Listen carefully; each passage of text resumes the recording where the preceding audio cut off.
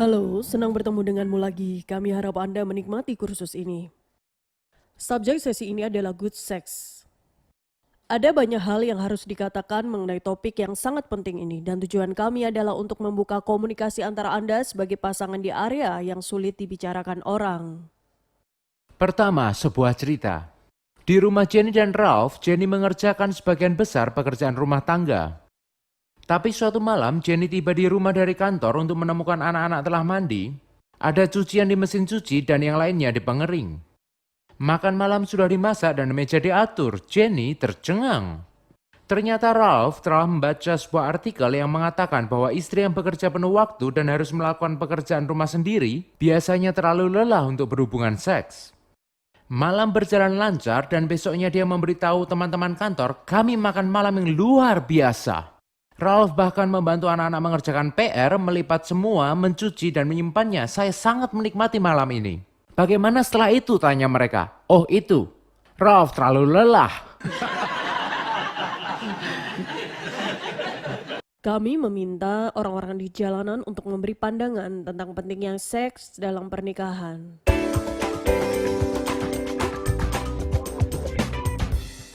Dalam pernikahan seumur hidup, melakukan seks sebenarnya menurutku sama pentingnya dengan keintiman. Saya pikir itu penting. Jika Anda tidak berhubungan seks, ayolah. Semua orang suka seks. Ini semua tentang seks saat berhubungan, kau tahu. Hubungan yang panjang seperti yang saya maksud, itu sangat penting. Ini masih penting. Saya pikir Anda mungkin tidak harus memilikinya, tapi itu pasti menyenangkan. Saling memenuhi kebutuhannya, memenuhi kebutuhan saya. Saya tidak mengeluh. Anda tahu. Seks sangat penting dalam sebuah hubungan. Ada keintiman antara dua orang yang tidak mungkin berbagi dengan orang lain. Hanya Anda dan orang itu. Anda harus memiliki ikatan emosional dan ikatan fisik antara dua orang. Ini semacam ikatan.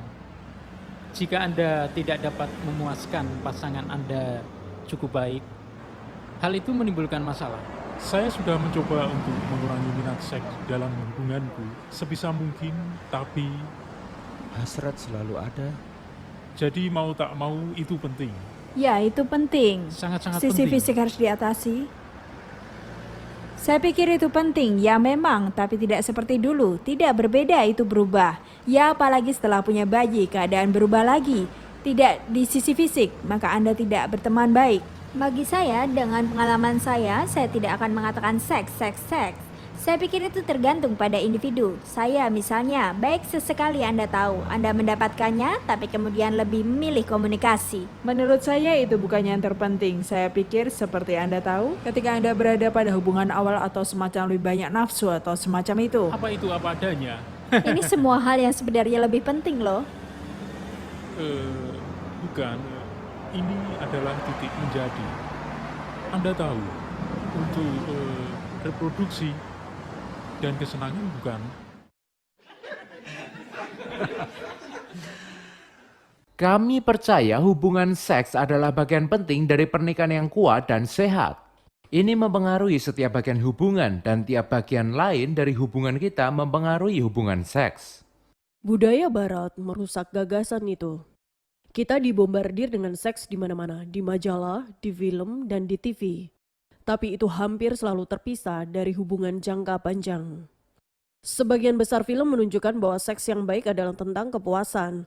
Wanita cantik dan pria tampan bangun tidur bersama dan seksnya sangat menyenangkan. Tapi berapa film yang pernah Anda lihat tentang gairah seksual dalam perkawinan 20 tahun atau lebih? Kesan yang kita dapat adalah seks yang baik hanya ada pada hubungan baru atau berselingkuh. Sedangkan dalam hubungan jangka panjang, gairah akan hilang seiring waktu. Tapi itu tidak benar. Kami sudah menikah 48 tahun, hampir 48 tahun. Dan menjadi baik. Hubungannya, sisi seksual fisik, pernikahan kita, menjadi lebih baik. Ini kualitas daripada kuantitas kan? Apa itu? Ya, saya mengatakan dan meringkasnya. Jadi, itulah pengalaman ratusan ribu pasangan dari suami istri. Dan dalam hal ini, pengalaman kita sendiri adalah seks dapat berkembang seiring waktu. Seks dirancang untuk berada dalam konteks hubungan jangka panjang yang berkomitmen di mana ia dapat tumbuh dan berkembang dalam kenikmatan dan makna seiring pernikahan kita semakin matang. Seks adalah cara menyatakan cinta yang melampaui kata-kata. Ini adalah bahasa tubuh yang utama. Seks tidak hanya mengekspresikan ikatan satu daging, tapi setiap kali bercinta dengan lembut dan penuh semangat, ikatannya diperkuat. Seks menyatukan kita tidak hanya secara fisik, tapi juga emosional, psikologis, dan bahkan spiritual. Tapi banyak pasangan menyerah saat cinta awal mati atau karena kelelahan atau mereka membiarkan rasa puas diri masuk. Dan itu sangat menyedihkan. Beberapa pasangan yang kita kenal yang keduanya adalah dokter yang menjalankan kursus pernikahan di bagian lain Inggris memberitahu kami satu alasan mengapa seks adalah pengikat yang sangat kuat. Mereka mengatakan bahwa kelenjar pituitari menghasilkan 8 hormon berbeda dan salah satu hormon tersebut adalah oksitosin yang diproduksi selama menyusui dan meningkatkan ikatan antara ibu dan bayi. Oksitosin juga dilepaskan saat orgasme pada pria dan wanita, sehingga bercinta membantu memperkuat ikatan di antara kita. Tanpa seks, suami istri bisa jadi seperti dua orang yang datar, tapi kita dipanggil untuk menjadi kekasih. Kalau Anda merasa salah, izinkan saya menyatakan bahwa Tuhan menyetujui seks, Dia menciptakannya. Jika Anda ragu, kami sarankan Anda untuk membaca puisi cinta erotis di tengah-tengah Alkitab. Yang disebut Kidung Agung, itu adalah perayaan hubungan seks antara pria dan pengantin barunya. Seks bukan lapisan gula pada kue perkawinan. Itu adalah ramuan penting kue itu sendiri. Kupikir seks mengikat kita bersama. Dan sebenarnya saya temukan dalam beberapa hubungan di mana hubungan seksual telah mati. Sedikit demi sedikit, sisa hubungan sering mati. Saya pikir orang sering merasa ditolak. Mereka merasa, wanita berkata, dia tidak mau menyentuh saya lagi, saya merasa kurang dari apa-apa. Jadi saya sangat percaya bahwa meskipun seperti yang saya katakan, ini akan berbeda di setiap hubungan. Seks dalam sebuah pernikahan sangatlah penting. Dalam sesi ini kita belajar bagaimana menjaga hubungan seksual kita di seluruh sesi pernikahan. Dan juga bagaimana membangkitkan kembali hasrat seksual saat mulai meredup atau hilang. Untuk melakukan ini kita perlu sengaja untuk mengerjakannya seperti halnya bidang pernikahan kita lainnya. Seks, sesi yang hebat. Ya, sangat bagus. Saya pikir itu, kita tahu bahwa kita berbeda, pria dan wanita, dan saya pikir sangat bagus untuk diperkuat dengan, Anda tahu, Niki dan Sila menjelaskan perbedaannya. Banyak orang berada di sana, jadi kami mendengarnya bersama. Ini bukan mitos besar yang menurut kami berbeda. Kita sebenarnya, dan ini adalah kesempatan besar untuk saling memahami jauh lebih baik dan mengerjakan hal dan membicarakan hal lain. Ya, pasti tidak melihatnya dari sudut pandang individualistik. Itu sebagai sebuah tim. Ini membawa Anda mendekat, memahami kebutuhan masing-masing, dan seksnya jauh lebih baik. Budaya kita begitu sering salah, jika hasrat seksual pudar, ya sudah. Tapi kami percaya itu bisa dan harus terbangun kembali. Kita tidak bisa begitu saja menyerahkannya pada perasaan. Kebanyakan pasangan berjuang dengan kehidupan seks mereka pada suatu waktu karena berbagai alasan. Mungkin kita tidak merasa tertarik pada suami atau istri kita seperti dulu. Atau mungkin kita merasa gagal di seluruh wilayah ini. Kita mungkin tidak dapat mengerti mengapa kita lihat seks itu sulit atau mengapa kita menghindar dari keintiman fisik. Hasrat dan respon seksual kita sangat kompleks. Kesulitan bisa jadi akibat dari pola asuh kita. Kita mungkin tidak memiliki kasih sayang secara fisik saat kecil atau mungkin saat kita menerima pesan yang menyesatkan dari orang tua kita atau di sekolah atau di gereja. Mungkin seks adalah area tabu yang tidak pernah dibahas. Atau kita mungkin mengalami kesulitan saat seks telah salah digunakan baik oleh kita atau terhadap kita. Hubungan seksual masa lalu bisa menimbulkan bayangan atas pernikahan. Kami ingin berikan penghargaan kepada Anda yang seksnya tidak mudah, mungkin menyakitkan atau tidak mungkin dilakukan karena kecelakaan atau penyakit atau masa lalu, atau karena masalah dalam kehamilan. Tapi, Anda terus bertumbuh terlepas dari kekecewaan dan kesulitan. Dan Anda terus membicarakannya, menolak membiarkannya menjadi daerah yang tidak diketahui. Dan Anda berkomitmen untuk mengungkapkan cinta Anda satu sama lain secara fisik. Pengalaman kami berbicara dengan banyak pasangan adalah bahwa sebagian besar kesulitan diselesaikan melalui pemahaman yang lebih baik satu sama lain dan dengan membuat beberapa perubahan pada perilaku atau gaya hidup. Beberapa orang butuh lebih banyak bantuan mungkin jika ada masalah-masa lalu yang menyebabkan ketakutan akan keintiman fisik. Tapi kedua hal ini bisa dipecahkan dengan konsultasi. Tanyakan ke pemimpin kursus jika butuh bantuan dan mereka bisa mengarahkan ke profesional. Jika Anda sedang berjuang, cobalah untuk bergerak maju bersama. Jangan menganggap ini sebagai masalah Anda atau masalah saya, tapi masalah kami. Anda tidak perlu tetap terjebak. Aku pikir kehidupan seks kita berhenti sebentar antara kelahiran kedua anakku. Alasan medis, jadi saya pikir itu sangat sulit sampai saya didiagnosis dan ada sesuatu yang bisa Anda katakan sebagai alasan bahwa itu bukan hanya karena saya tidak ingin berhubungan seks. Sebenarnya ada alasan medis mengapa saya tidak bisa. Saya pikir itu mengurangi tekanan mendapatkan diagnosis sebenarnya. Mungkin lagi setelah anak kedua, saya mengalami depresi pasca melahirkan dan saya tidak tertarik untuk menjalin hubungan dengan Pete karena saya berada di dunia kecil. Jadi kedua anak itu benar-benar memiliki efek. Tak lama setelah melahirkan, tapi saya pikir pasti akan membaik sejak itu. Sama baiknya, sungguh, bukankah begitu? Jika ada yang positif keluar dari pengalaman itu, menurut saya kita belajar dan belajar atau belajar kembali bagaimana menjadi intim. Tanpa seks, Anda tahu, tanpa persetubuhan. Berpelukan menjadi lebih istimewa, menghabiskan waktu satu sama lain menjadi lebih istimewa. Dan lebih istimewa karena keintiman sangat penting, sungguh. Selama waktu itu. Kita lihat sekarang 6 elemen yang merupakan bagian proses dinamis dalam mengembangkan hubungan seks kita. Kita jeda setelah poin 1 dan 4 untuk Anda dapat saling berbicara. Sebelum sila mulai, saya harus beritahu bahwa mungkin dia adalah orang paling tidak terhibur yang pernah saya temui. Itu keuntungan besar untuk bicara terbuka tentang seks. Ini agak bahaya karena saya tidak pernah tahu apa yang mungkin tiba-tiba dia ungkapkan tentang kita. Jangan khawatir, saya akan mencoba untuk tidak terbawa. Unsur pertama yang ingin kita lihat adalah tentang pentingnya komunikasi. Seks tidak selalu sesederhana seperti yang kadang terlihat di film. Saya menemukan kisah indah beberapa tahun yang lalu. Sarah dan Neil menikah 8 tahun, memiliki seorang gadis kecil, Samantha, usianya 3 tahun.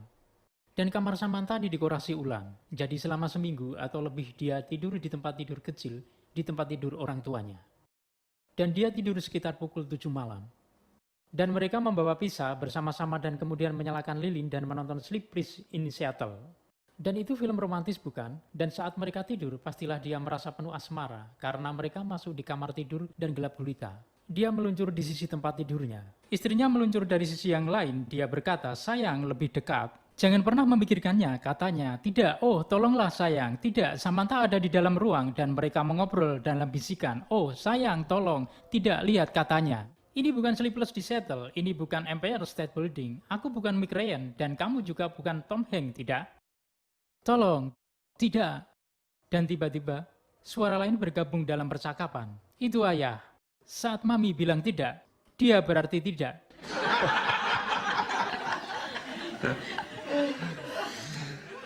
Dalam kehidupan nyata, seks tidak selalu sempurna. Kita semua mengalami masa-masa sulit.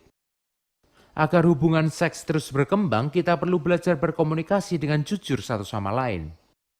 Berbicara tentang kehidupan seks kita bisa menjadi sulit karena ini adalah area yang sangat pribadi dalam hidup kita dan ini mengharuskan kita untuk menjadi rentan satu sama lain. Dan kami ingin meyakinkan Anda tentang sesi ini. Jika Anda memulai, bahkan yang kecil, mengatakan apa yang Anda rasa bisa katakan, ini bisa menjadi awal dari sebuah proses yang secara bertahap akan menjadi lebih mudah. Sesi tentang seks yang baik adalah area yang mungkin kita juga memiliki kehidupan seks yang cukup bagus. Kami telah menikah selama 22 tahun. Melalui sesi ini membuka area yang mungkin kita bisa lebih terbuka satu sama lain dan Mungkin lebih eksplisit, kita membicarakan masalah yang belum pernah kita bahas. Saya telah membicarakan sebelumnya. Area terbaik di dalam keseluruhan arena seksual yang mungkin tidak mungkin kita lewati sebelum melewati kursus pernikahan. Komunikasi memungkinkan kita saling memahami lebih baik dan meningkatkan keakraban kita. Cara merespon seks pada pria dan wanita berbeda. Secara umum, perbedaan biasanya mungkin berfokus pada seks, di mana wanita fokus pada kasih sayang. Pria cenderung memikirkan tujuan, wanita cenderung memikirkan perjalanan. Pria agak seperti kompor gas, mereka langsung panas tapi juga mendingin dengan cepat. Sedangkan wanita lebih seperti kompor listrik yang butuh waktu lama untuk memanaskan dan butuh waktu lama pula untuk tenang. Itu terdengar seperti pria dan wanita sangat tidak cocok. Tapi ketidakcocokan dapat meningkatkan kualitas sesi bercinta. Jika dipikirkan saat wanita sama seperti pria, sesi itu dapat berakhir hanya dalam 30 detik yang membosankan. Tetapi perbedaan dalam hal hubungan bisa menimbulkan banyak kesalahpahaman kebanyakan orang. Masuk ke dalam pernikahan memiliki harapan yang berbeda mengenai seks, baik secara sadar maupun tidak. Karena itulah komunikasi sangat penting. Saya pikir baik pria maupun wanita sulit untuk saling bertanya apa yang kamu ingin aku lakukan.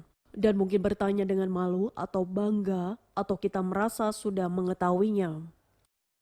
Sebenarnya kita perlu cara untuk saling membangkitkan gairah. Kita perlu tanyakan bila manakah kamu paling menikmati bercinta, apa yang menyebabkan kamu mundur atau kehilangan gairah. Dulu saya sering sedikit malu untuk memberitahu Erik apa yang saya inginkan. Apa yang saya sukai atau tidak saya sukai dan bahkan lebih buruk, saya tidak mengatakannya. Dan saya harus bertanya kepadanya, apakah kamu pernah mendapatkan jodoh sensitif? Karena dia tidak melakukannya, padahal setelah kursus dia lebih komunikatif dengan cara itu. Dia berkata, oh ya saya suka kamu Menemukan membelai banyak. punggung saya.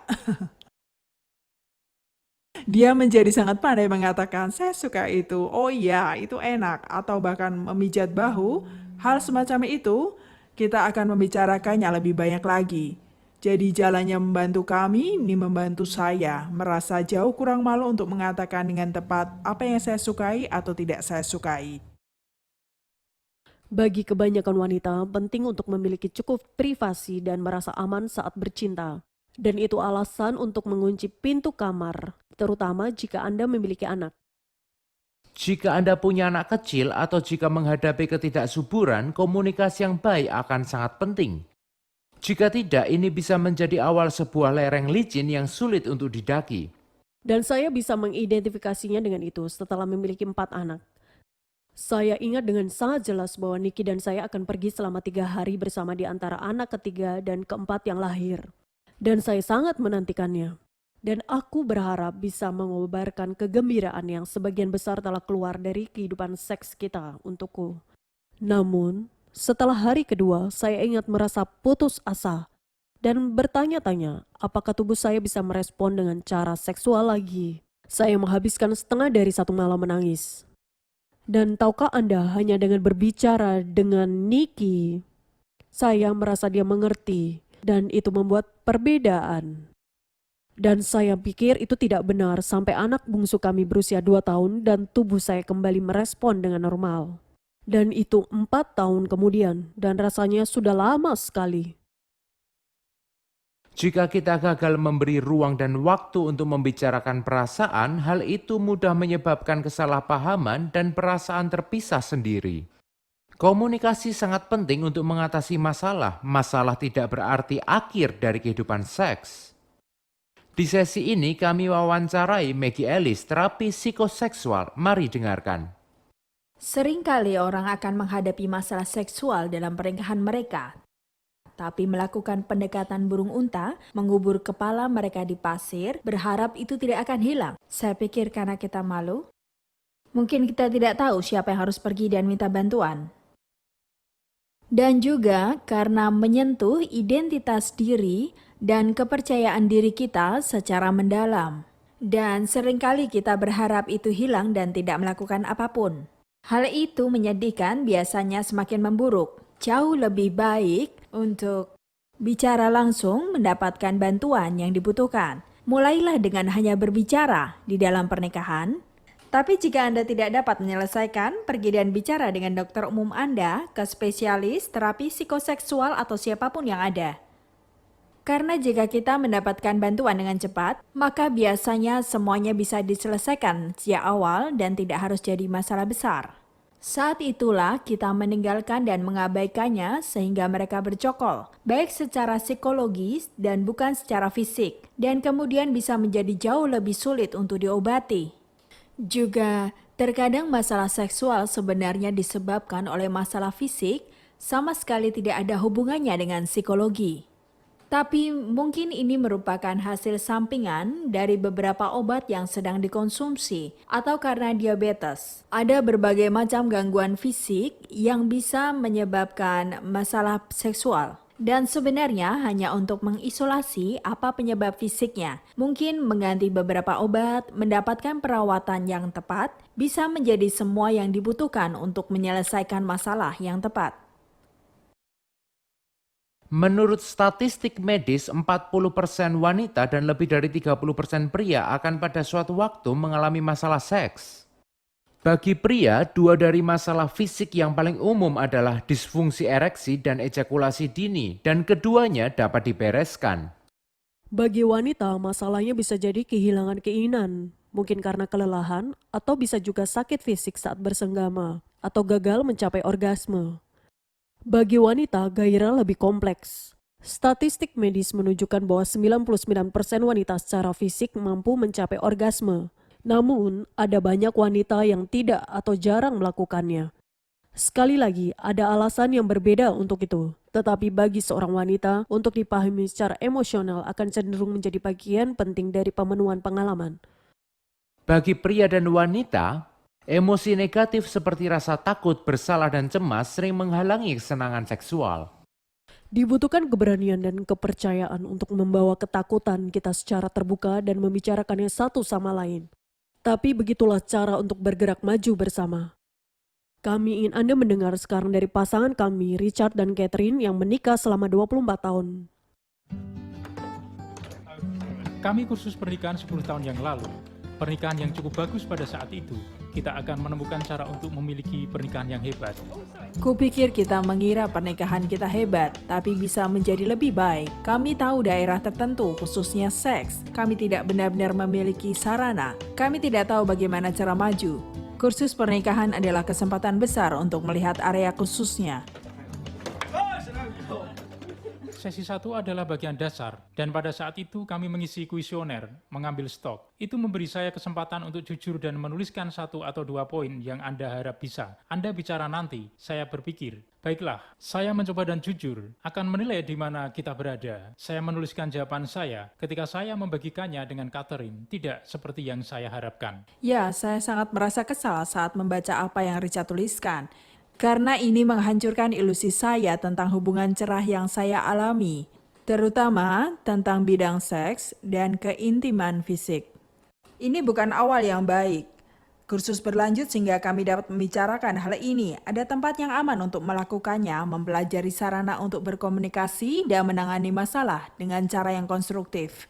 Bagi saya, sesi 6 seperti sebuah cahaya yang datang dalam banyak hal. Saya ingat Sheila dalam pembicaraan berbicara tentang pentingnya latar belakang keluarga kita dan bantalan yang ada pada bagaimana kita memandang seks dalam pernikahan. Aku dibesarkan di rumah di mana tidak ada banyak sentuhan, di mana ada yang disarankan televisi, ayahku akan mendapatkan koran dan gemerisiknya dengan keras, dan mungkin untuk pertama kalinya saya mengerti latar belakang keluarga saya mempengaruhi banyak hal. Dan saya bisa menjelaskan kepada Catherine tentang pentingnya hubungan fisik yang menyentuh saya. Bukan hanya seks, tapi keseluruhan gagasan memiliki hubungan fisik yang erat satu sama lain. Dan saya bisa memberitahu Catherine tentang kapan mungkin kita bersama dan bertemu orang. Dia merasa malu karena secara fisik berpegangan tangan. Dia akan memisahkan diri dari saya dan luka yang menyertai hal-hal semacam itu. Dan itu bagus bagiku untuk mendengarnya dan memahaminya. Karena aku tidak tahu bahwa itulah yang dirasakan Richard. Jadi, hanya memahami harapannya, dan dari mana itu datang sangat membantu saya. Ketika saya berusia 9 tahun, kami berlibur di Perancis dan seorang pria mengurung saya di sebuah ruangan dengan maksud untuk menyerang saya. Sebenarnya tidak berhasil melakukannya dan saya berhasil membebaskan diri. Saya benar-benar ketakutan. Saya tidak pernah membicarakannya, saya menyembunyikannya. Ketika kami membicarakan masalah ini saat kursus, saya sadar saya mempunyai ketakutan yang terkait dengan kejadian itu. Dan aku takjub dengan apa yang terjadi pada Catherine dan efek yang menimpanya. Tapi itu juga membantu saya memahami betapa pentingnya tanggapan saya kepadanya. Betapa pentingnya hal-hal yang seperti kelembutan dan kelembutan baginya. Dan betapa pentingnya peran saya dalam membantu, memilah-milah masalah yang selama ini sangat dikuburkan bertahun-tahun. Kami pergi dan dapat bantuan, kami membicarakannya dan itu adalah hal terbaik yang bisa kita lakukan untuk pernikahan kita. Ini membuat perbedaan besar dalam pernikahan kita. Kita berdua sekarang bisa berkomunikasi tentang apa yang kita rasakan pada tingkat fisik itu. Ini tentang berdua memberi, saling memahami harapan masing-masing. Saya pikir kita juga tahu ini bukan Hollywood. Kita punya potensi jika kita berusaha melakukannya untuk terus menjadi lebih baik dan lebih baik. Bagi beberapa orang, sebuah katalisator yang membantu untuk mulai membicarakan seks terutama tentang masalah yang mungkin Anda hadapi adalah mendapatkan buku tentang membangun kehidupan seks. Kami daftar beberapa di website dan mungkin membaca bagian yang relevan dan mendiskusikannya. Luangkan beberapa menit untuk bertanya pada pasangan apa yang paling relevan bagi mereka dalam sesi ini. Anda dapat mulai dengan membahas betapa mudah atau sulitnya untuk membicarakan hubungan seks dan apa yang mempengaruhinya.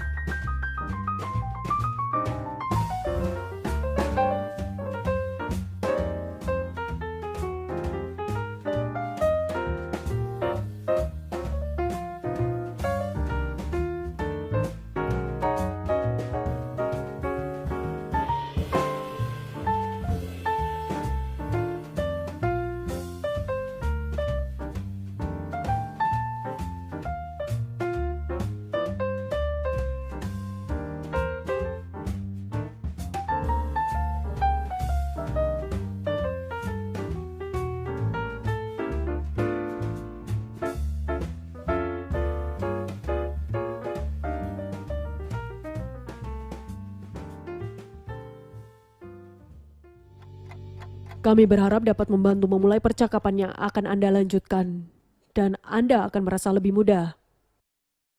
Unsur kedua dalam membangun hubungan seks yang baik adalah kelembutan. Di elemen ini kita akan berbicara terutama pada pria. Hal pertama, pria harus belajar tentang seks adalah tentang memberi. Sheila bilang jika wanita seperti pria, semua bisa selesai dalam setengah menit. Dia berlebihan. Pembicara Tom Nelson bilang secara fisik butuh waktu 7 detik untuk berhubungan seks. Seorang pria bisa siap kapanpun, dimanapun.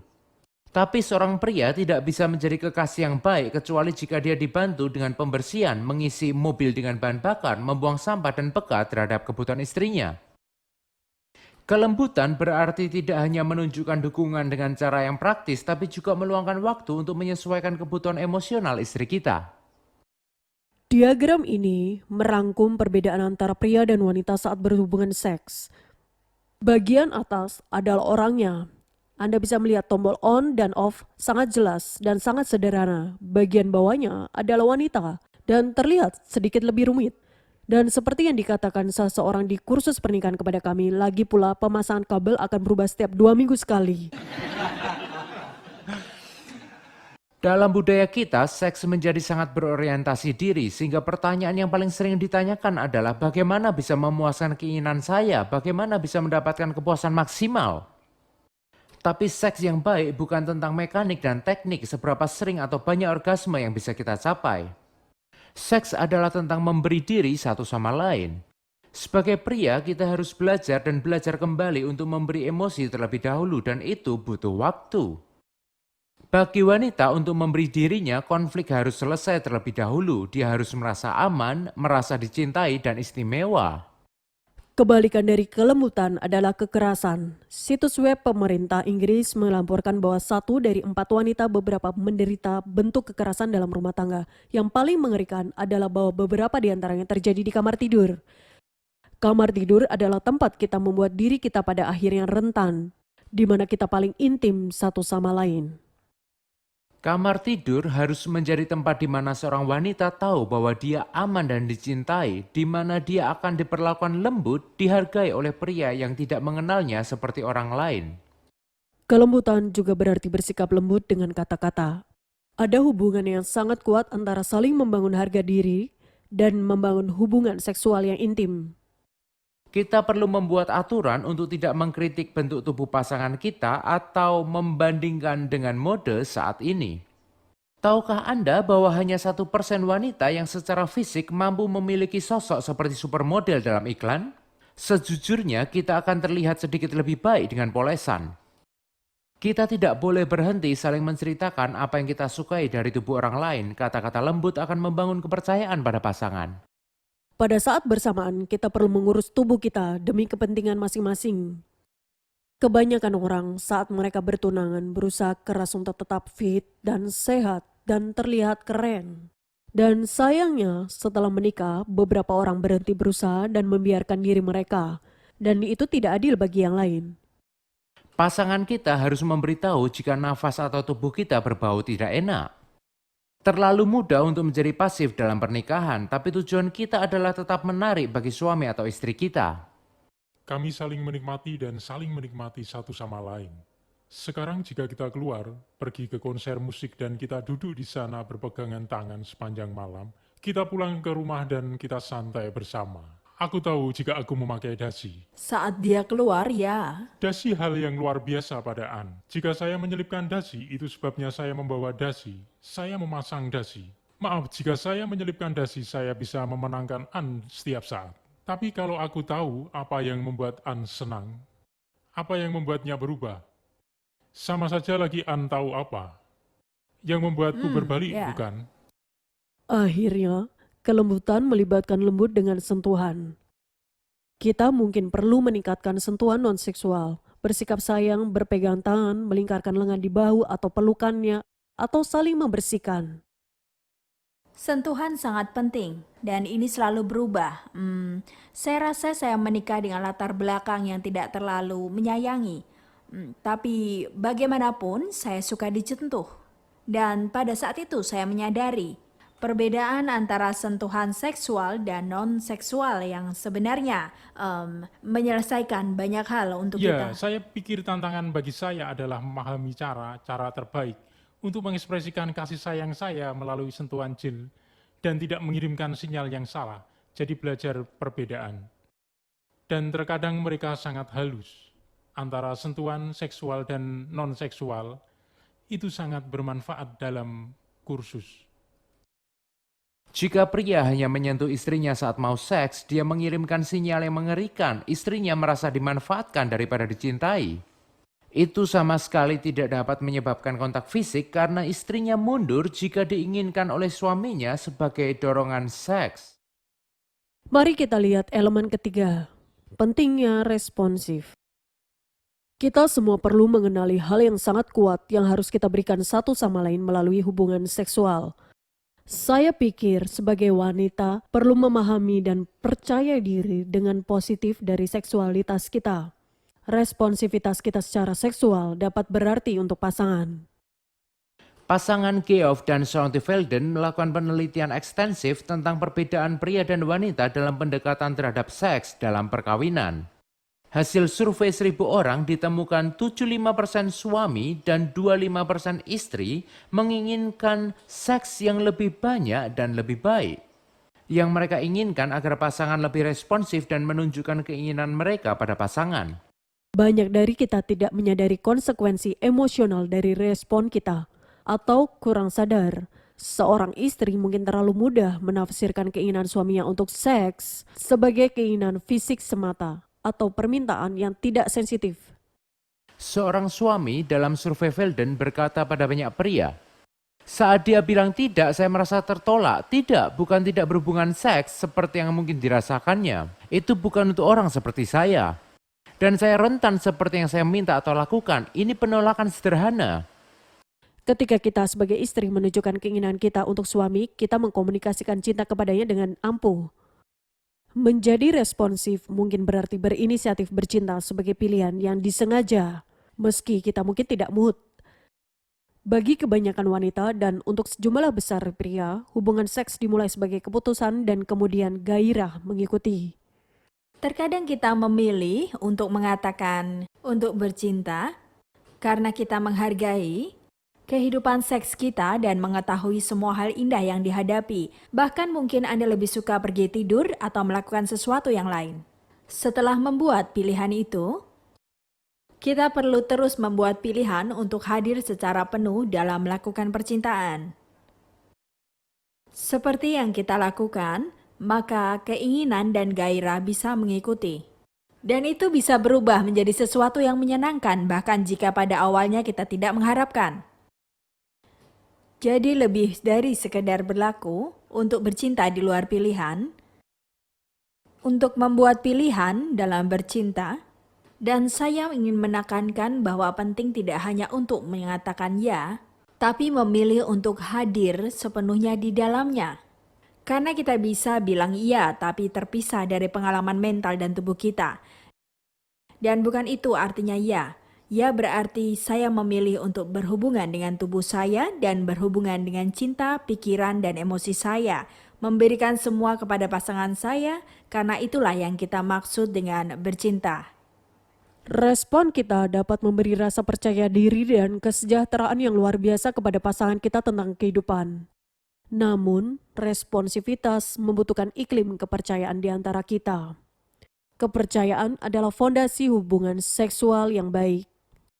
Kesenangan seksual membutuhkan kemampuan untuk merasa bebas untuk memberikan diri kita sepenuhnya kepada pasangan kita, melepaskan emosi dan fisik. Ini menantang banyak orang. Kepercayaan merupakan fondasi penting bagi kebebasan untuk melepaskan. Kadang kita perlu kembali ke hal dasar, menemukan kembali kenikmatan menyentuh dan disentuh, dan melalui itu membangun kepercayaan. Kita memiliki kehidupan seksual yang cukup baik. Pada mulanya tidak seperti itu. Sekali lagi, kembali ke masa kecilku. Masa kecil saya sangat terganggu.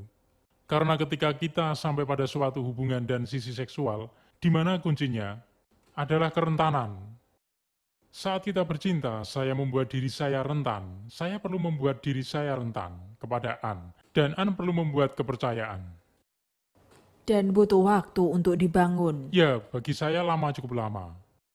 Seperti yang kita lihat di sesi pengampunan, rasa sakit melemahkan kepercayaan dan harus disembuhkan, setidaknya karena hubungan seksual kita. Penulis Amerika Michelle Weiner Davis dalam bukunya The Sex-Starved Marriage berkata, selama menjadi terapis perkawinan, saya dapat memberitahu Anda bahwa menyimpan dendam merupakan metode paling efektif untuk membunuh hasrat yang pernah saya lihat.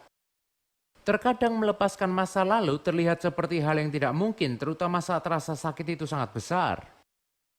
Tapi bisa dilakukan dengan memilih memaafkan. Niki dan saya telah melihat hal itu terjadi pada pasangan berulang kali, bahkan saat terjadi ketidaksetiaan. Pengampunan diperlukan untuk membangun kembali kepercayaan yang memungkinkan kita bersikap responsif terhadap pasangan. Unsur keempat adalah pentingnya asmara. Asmara menciptakan pengaturan untuk seks yang baik. Asmara memiliki potensi untuk menarik kita ke dunia yang hanya dimiliki kita berdua. Dunia di mana imajinasi kita terbangun dan indera kita dirangsang. Asmara adalah jembatan antara dunia praktis sehari-hari dan tempat pribadi hubungan seksual kita. Asmara adalah penangkal seks menjadi mekanik dan rutin. Menciptakan romantisme satu sama lain tidak perlu rumit atau mahal. Itu hanya melakukan sesuatu yang tidak biasa.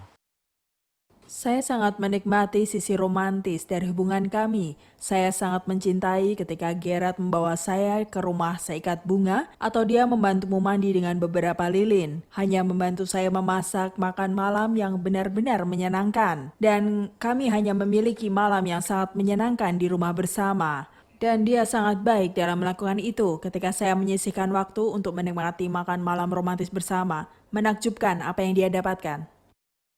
Bahkan hanya mengejutkannya dengan beberapa bunga saat aku pulang dan barang. Itu cukup bagus dan selalu menyenangkan untuk melihat betapa bahagianya kamu.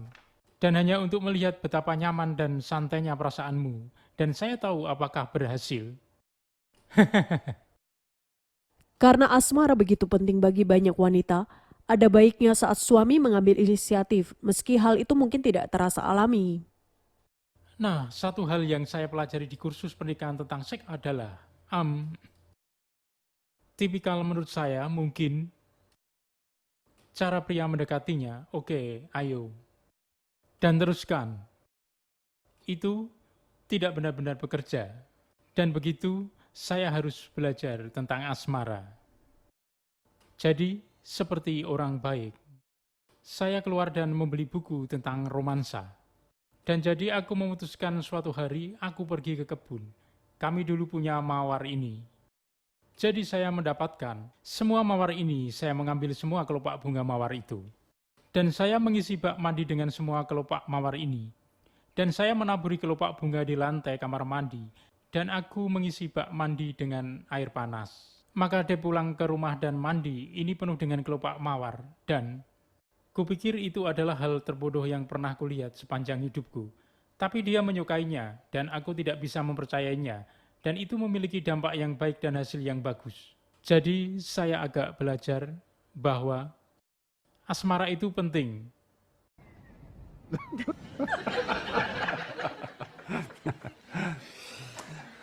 Kita akan berhenti beberapa saat untuk memberi Anda kesempatan saling menceritakan momen paling romantis dalam hubungan Anda.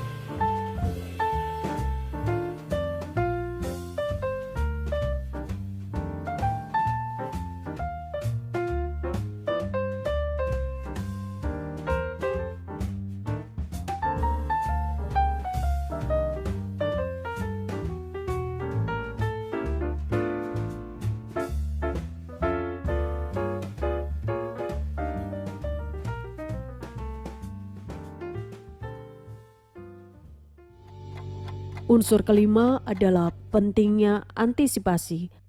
Aset seksual kita yang paling penting adalah pikiran kita. Karena antisipasi membangun keinginan, ada baiknya mengembangkan bahasa dan sinyal pribadi kita sendiri yang mengindikasikan bahwa kita ingin bercinta. Kita perlu menjaga apa yang kita pikirkan demi pernikahan. Karena kebanyakan pria mudah dirangsang secara visual. Kita sangat perlu berhati-hati untuk tergoda dengan melihat orang lain. Saya pikir untuk beberapa pernikahan adalah masalah yang mengerikan. Dan biasanya istri yang menemukan suaminya telah menggunakan pornografi. Dan wanita berkata kepadaku, "Rob, aku memiliki begitu banyak emosi dalam satu hal. Saya merasa dikhianati. Saya merasa, tidakkah saya cukup untuknya? Saya merasa berkenaan dengan kehidupan seks kita. Bagaimana hal itu bisa sebagus itu? Dia terlihat fantastis, seksi, berpakaian rapi dalam semua hal. Tidak ada komitmen, tidak ada anak yang bisa bersekolah, tidak ada karpet untuk dibersihkan, tidak ada pekerjaan rumah tangga. Dan tahukah Anda, Rob yang dengan cepat berubah menjadi dendam? Karena saya merasa ini sangat tidak adil baginya, bahwa dia tinggal di dunia ini yang tidak termasuk saya di mana semuanya sempurna dan semuanya indah dan membuat saya merasa kurang dari tidak sama sekali. Dan sebenarnya bagi banyak pria sedikit porno di sana-sini, tapi bagi banyak wanita, ini adalah pukulan yang menghancurkan sehingga mereka akan merasa sangat sulit untuk pulih kembali. Jadi saya pikir itu sesuatu yang harus kita perhatikan dengan cukup serius. Saya merasa cukup yakin tentang hal itu karena saya tahu itu merusak pernikahan. Kami tidak dapat membantu terangsang, entah itu yang kami lihat di film, iklan sampul majalah, dan sebagainya. Tapi kita bisa memutuskan untuk mengarahkan pikiran erotis dan keinginan kita pada pasangan kita. Jika Anda seorang pria yang sedang berjuang dengan pornografi, Anda tidak sendiri dan Anda akan tahu betapa sulitnya membebaskan diri. Jika Anda berdoa, kami sarankan Anda meminta pengampunan dan pertolongan Tuhan, betapapun telah Anda lakukan sebelumnya. Dan juga bisa sangat membantu menemukan pria lain yang mengerti kerusakan serius yang bisa dilakukan pornografi. Katakan padanya keinginan Anda untuk membebaskan diri dan tanyakan apakah Anda dapat mengandalkannya. Jika Anda menyadari bahwa pornografi telah menjadi kecanduan serius, kami mendesak Anda untuk mendapatkan bantuan ahli. Dan ada beberapa saran di website. Pornografi memiliki dampak negatif pada orang yang menggunakannya. Hal itu bisa menciptakan ketergantungan pada kondisi tertentu agar terangsang. Jadi Anda terbiasa dengan kondisi apapun di mana Anda menggunakan pornografi dan bisa sampai ke tempat di mana Anda berjuang untuk mendapatkan terangsang tanpa kondisi tersebut. Karena itu jelas ini berdampak negatif pada hubungan sebenarnya Anda jika tidak mengatasi kondisi tersebut. Hal ini juga dapat menyebabkan disfungsi ereksi dalam hubungan nyata Anda. Mungkin karena rasa bersalah, mungkin karena semua pikiran yang saling bertentangan yang terjadi di kepala Anda. Dan itu bisa sangat mempengaruhi performa seksual Anda sendiri. Yang bisa sangat mengejutkan pria yang biasanya mulai menggunakan pornografi. Mereka memiliki dorongan seks yang sangat tinggi, percaya diri secara seksual dalam penampilan mereka, sebenarnya bisa berakhir dengan menciptakan disfungsi yang mereka tidak pernah miliki. Bagi beberapa wanita, pornografi adalah masalah. Namun umumnya bahayanya lebih cenderung berhayal. Seorang wanita berbicara tentang tergila-gila dengan pacar putrinya yang remaja yang menjadi binaraga. Hubungan itu ada dalam pikirannya, tapi harganya sangat mahal baginya. Berhayal tentang pria lain bukanlah pilihan jika kita ingin membangun hubungan seksual yang baik dengan suami. Namun, bagi wanita maupun pria, berhayal tentang pasangan adalah bagian kehidupan seks yang baik dan sehat dalam sebuah pernikahan. Untuk memfokuskan pikiran kita pada pasangan secara seksual dan erotis akan meningkatkan percintaan. Jadi, kita telah melihat pentingnya komunikasi, kelembutan, responsif, asmara, dan antisipasi. Akhirnya kita ingin melihat pentingnya variasi karena menjaga hubungan seksual kita tetap segar dan menggairahkan. Kita cenderung menjaga hal-hal yang masih baru. Saya ingat saat membeli mobil baru dan merawatnya dengan sangat hati-hati. Anak-anak tidak diizinkan makan di belakang. Kami menyimpannya bersih dan berkilau. Sayangnya setelah beberapa bulan standar dan sikap kita berubah. Keakraban sering menghasilkan rasa puas diri. Dan ini bisa banyak mempengaruhi hubungan seperti yang lain. Seorang terapis seksual berkata, bercinta adalah tentang belajar dan memperbaiki, tidak menetap di tempat Anda berada. Kesepahaman atau kebosanan dalam hubungan seksual kita membuat kita jauh lebih rentan terhadap pemikiran perselingkuhan. Perselingkuhan tampaknya menawarkan sesuatu yang baru dan berbeda, namun kami percaya bahwa seks di dalam pernikahan dapat berlangsung dengan kegembiraan dan hasrat yang mendalam. Tapi, untuk itu mungkin kita harus menjaganya. Saya pikir dengan keseluruhan hubungan seksual, seperti banyak bagian dari hubungan kita, mereka melewati musim yang berbeda dan penting untuk tetap berkomunikasi dan terus bekerja dengannya. Dan menyadari bahwa akan ada banyak waktu, ada yang akan turun. Kami melihat bahwa memiliki anak berarti ada sedikit waktu untuk satu sama lain, kurang semangat,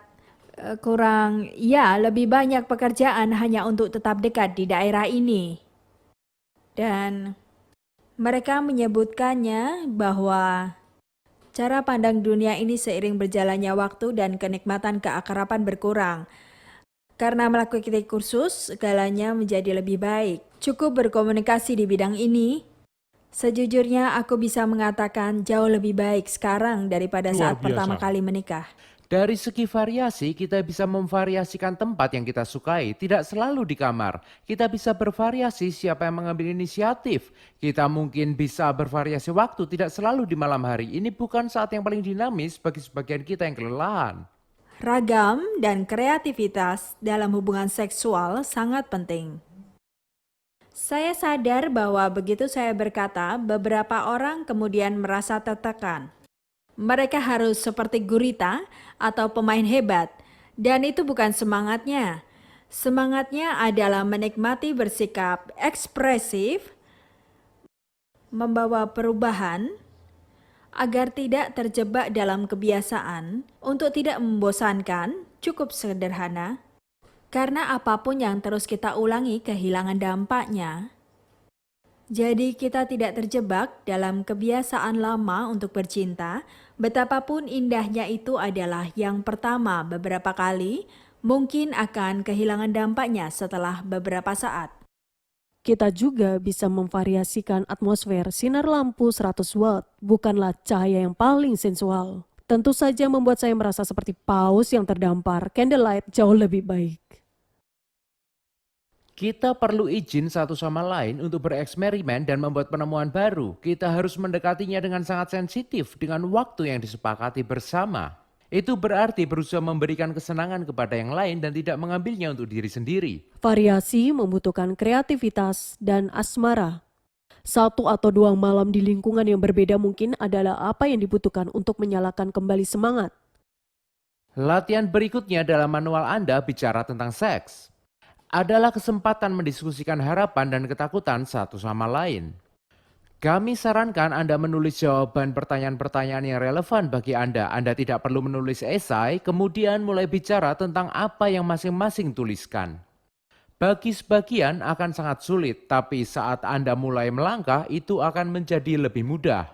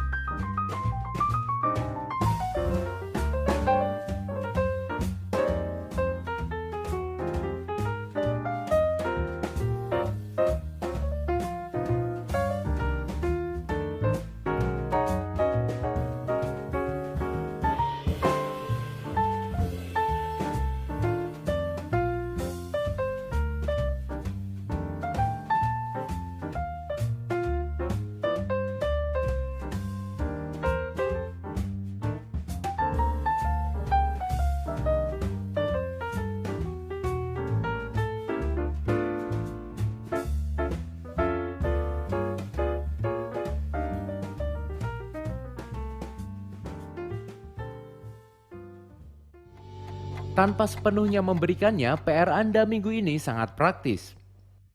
Ada satu pasang yang terbang ke Scotland setelah sesi 6 dan mereka mengerjakan PR di pesawat.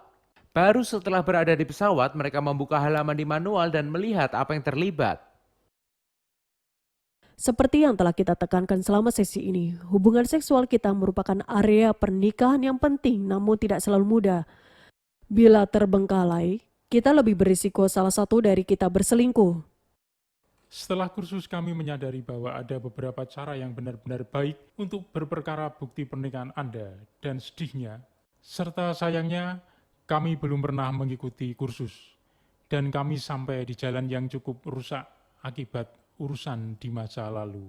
Tapi salah satu hal yang sangat penting dalam perjalanan bagi kita adalah melihat ada banyak cara untuk menghindari masalah. Bahkan dimulai, tidak hanya ada batasan seperti jangan masuk ke situasi, tapi ada hal positif yang nyata seperti belajar roman. Ya, belajar roman. Pasangan Anda belajar untuk merayu Jill. Mengingatkan saya bahwa hubungan yang paling menarik adalah hubungan dengan orang yang kamu cinta.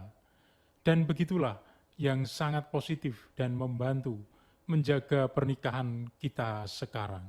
Ya, pernikahan kita sekarang. Ya, hal utama adalah benar. Untuk hanya memusatkan hidup Anda satu sama lain daripada hal lainnya, itu brilian.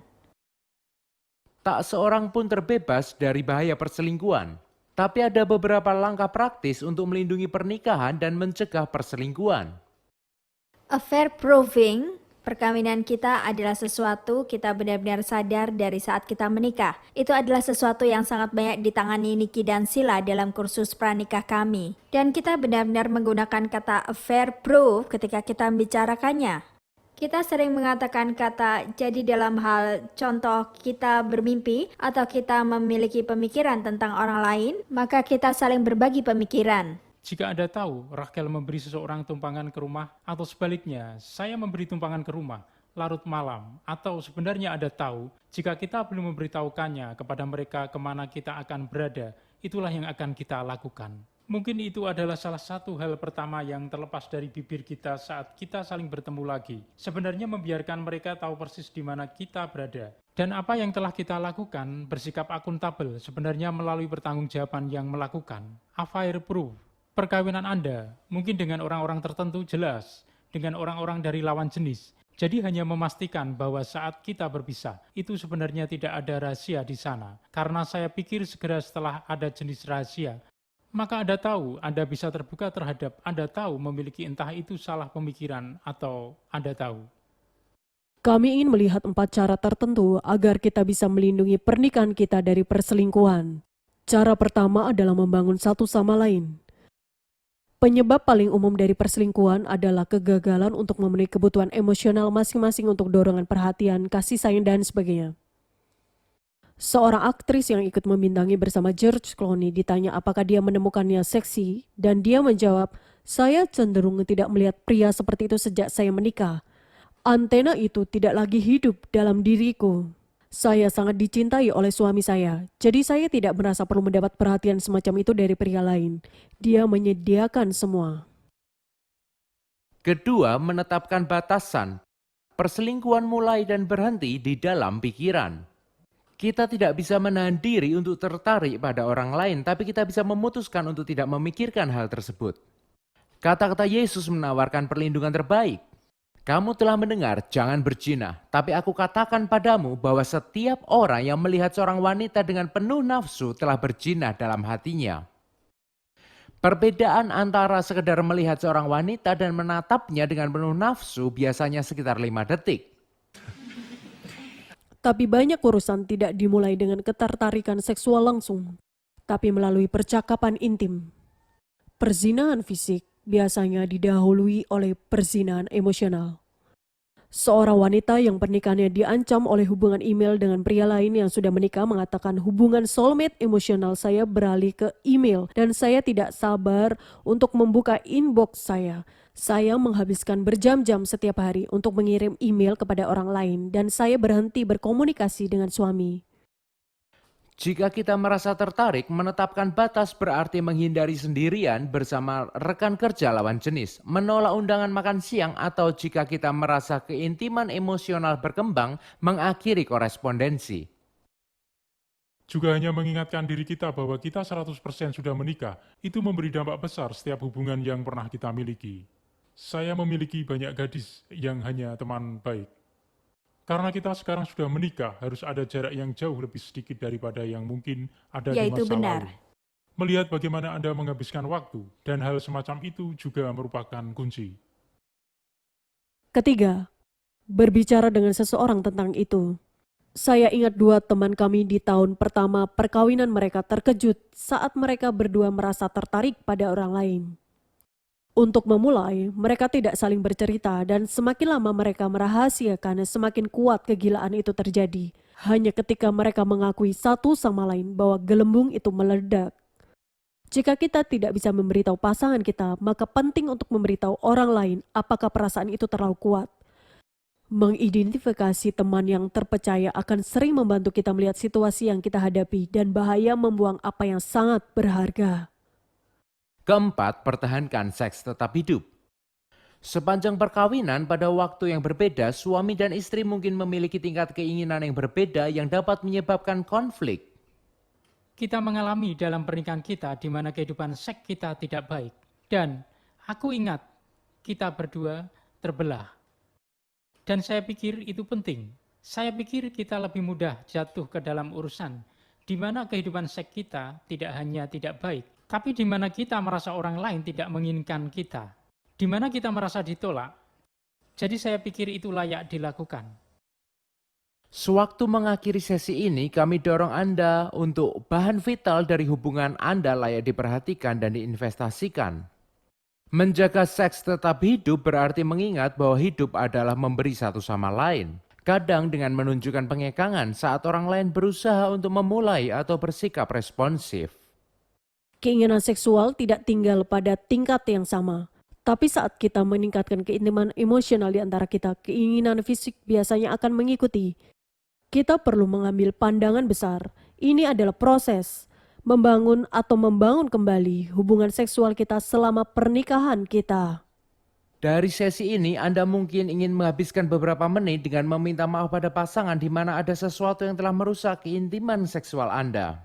Atau Anda mungkin perlu mengungkapkan pengampunan, kemudian jika Anda nyaman berdoa, berdoalah singkat satu sama lain. Jika tidak, nyatakan dukungan Anda untuk pasangan dengan cara lain. Kami beri Anda beberapa menit sebelum selesai.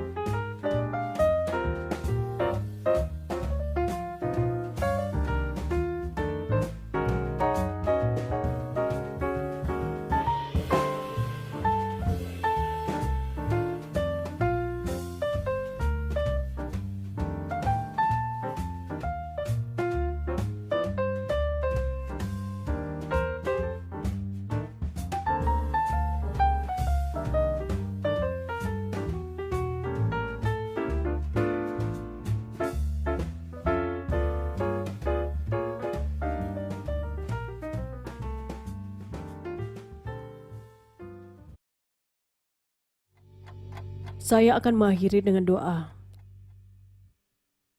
Tuhan, kami berterima kasih atas caramu menciptakan dengan segala kerumitan dan kehalusan respon seksual kami.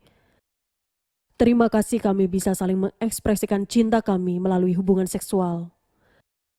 Bantu kami saat kami belajar untuk saling membangkitkan dan kemudian untuk memuaskan keinginan itu.